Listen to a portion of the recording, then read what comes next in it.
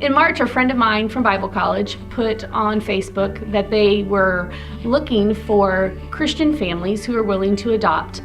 She operates a crisis pregnancy center called Meant to Be in Cambridge, Maryland, and I immediately showed it to Tony and said, what do you think? And so we made a family profile book and sent it off and wanted to see where God was going to take us. So we talked with her, and she had met with the birth mom and the birth father, and they at first, the birth mom wasn't interested in having the baby. She was going to terminate the pregnancy, but through their meeting and some different things, they decided that they were going to have the baby and then give the child up for adoption.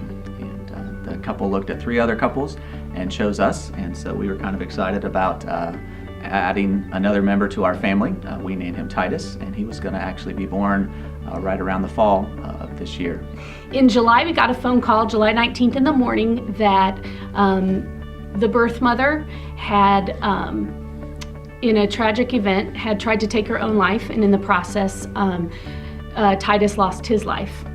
So at that moment, we began to grieve. We began to pack up all the baby boy stuff, put it up upstairs, and just kind of focus on what the next step was, what God had for us.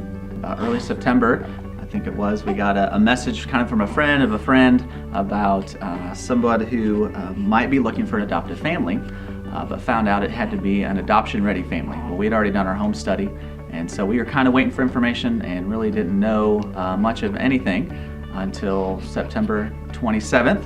We got a message that Max had been born, that we shouldn't get our hopes up, but that we may need to go to Bethesda North Hospital, and so that started the process for us. Friday night, the 27th, we talked to Max's birth mother, had a great conversation with her on the phone. We prayed with her, and at that time she decided that she did want to give him up for adoption, and she would like us to raise him. It turned out that Max had been exposed to some drugs, so he had to stay in the hospital for a while. And so we spent a couple hours with him on Sunday, went back on Monday, and ended up spending the entire day finding out they were going to keep him longer than what we had anticipated. And so stayed all of Monday. On Tuesday, went to court and placement was granted. On Wednesday, we brought him home. Our biggest concern was him coming off the drugs that he was exposed to.